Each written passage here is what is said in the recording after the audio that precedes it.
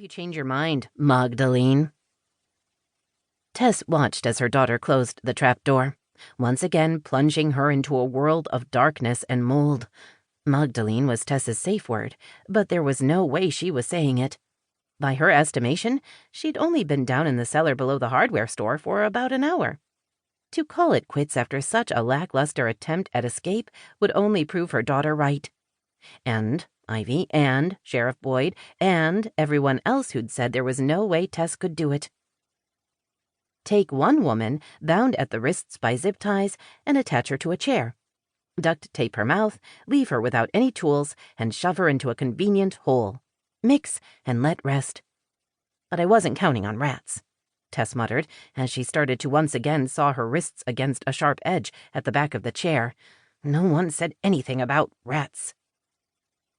Even as she spoke, she knew that the woman in her book, codename Magdalene, would be encountering rats inside her prison. Tess Harrow, renowned thriller writer, was something of a legend when it came to using real-life incidents to fuel her fiction. Her last book, Fury in the Forest, had been based on her own experience of finding a dead body in the pond behind the rustic cabin she now called home. The book was already in its 6th printing and showed no signs of flagging. As she continued sawing, more frantically now, the first band of the zip tie gave way. Tess shouted in triumph, even though the action caused the second band to dig deeper into her flesh. She was going to have some serious zip tie burn after this, and there was still a good chance that rat would take a bite from one of her fingers. But it was worth it. She'd been sure it was possible for a 40-something, slightly overweight divorcee to escape from the deep underbelly of the criminal world. Not quickly, obviously, and not with anything approaching finesse, but those things could be glossed over in the retelling. "That'll show my editor," Tess said, as she began sawing at her hands anew.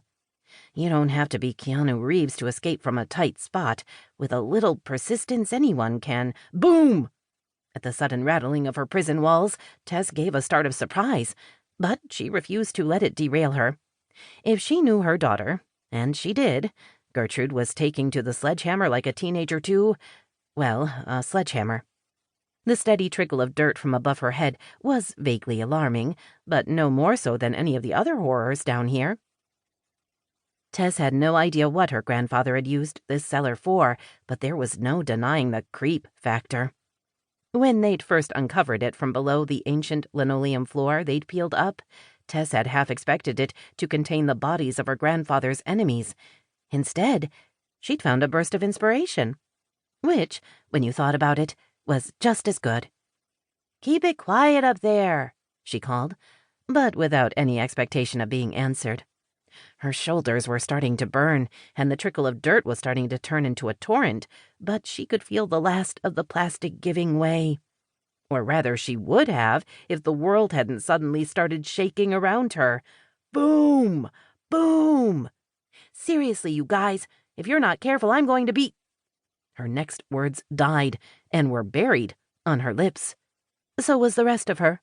Amid the avalanche of debris, rocks, and dirt that opened up on top of her, Tess lost her ability to do anything but scream, and even that was taken away from her before too long.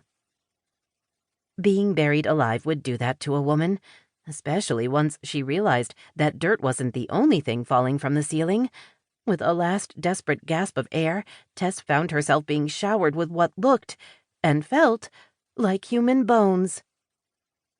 She didn't know whether it was worse to die of a femur to the head or a lungful of damp, loamy soil, but it didn't matter. As her chair tipped and fell, with her arms still strapped to it, she lost all track of everything except how it felt to be 6 feet under. Chapter 2. "I think we should leave her tied up." Tess glared from her position on the ground, her hands still bound behind her and the taste of earthworms in her mouth. "Very funny, Sheriff Boyd. If you don't get me out of this cellar right now—" "You're right." The tall, well-built frame of the sheriff's head deputy, Ivy Bell, crouched next to Tess. "We need to photograph and catalog this evidence before we move her. Hold still, Tess. It'll only take half an hour." "Half an hour?" Tess echoed, but she might as well have not spoken.